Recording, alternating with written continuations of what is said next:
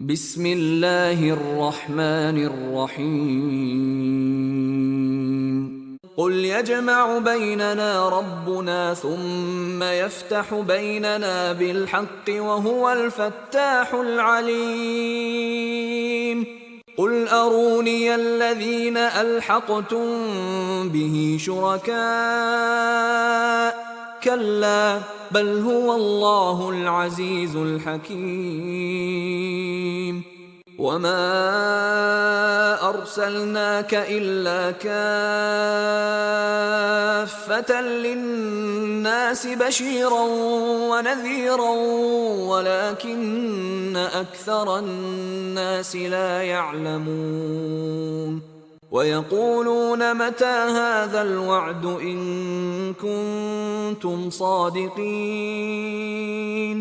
قل لكم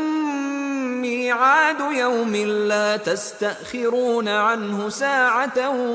ولا تستقدمون وقال الذين كفروا لن نؤمن بهذا القرآن ولا بالذي بين يديه ولو ترى إذ الظالمون موقوفون عند ربهم يرجع بعضهم إلى بعض القول يقول الذين استضعفوا للذين استكبروا لولا أنتم لكنا مؤمنين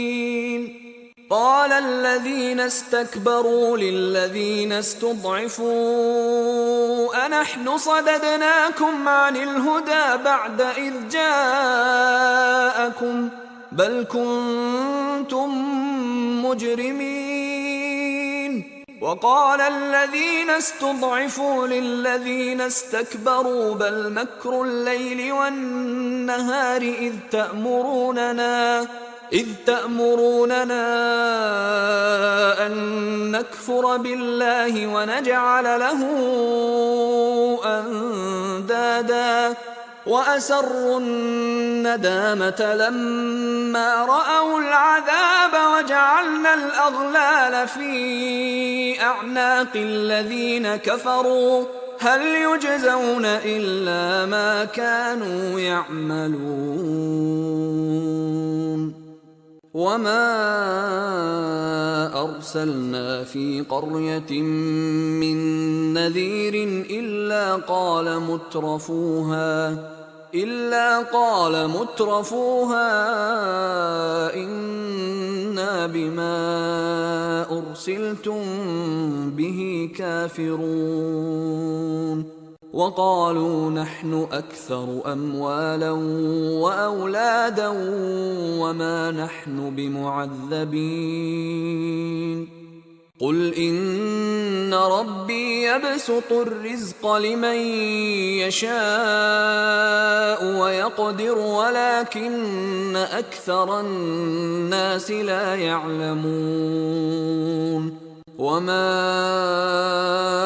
أموالكم ولا أولادكم بالتي تقربكم عندنا زلفى إلا من آمن وعمل صالحا فأولئك لهم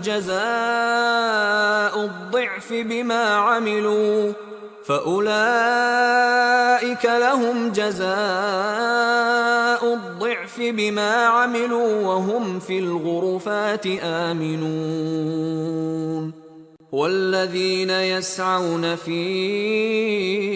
آياتنا معاجزين أولئك في العذاب محضرون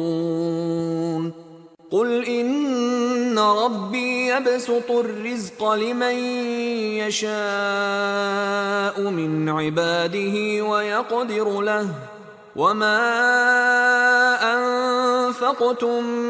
من شيء فهو يخلفه وهو خير الرازقين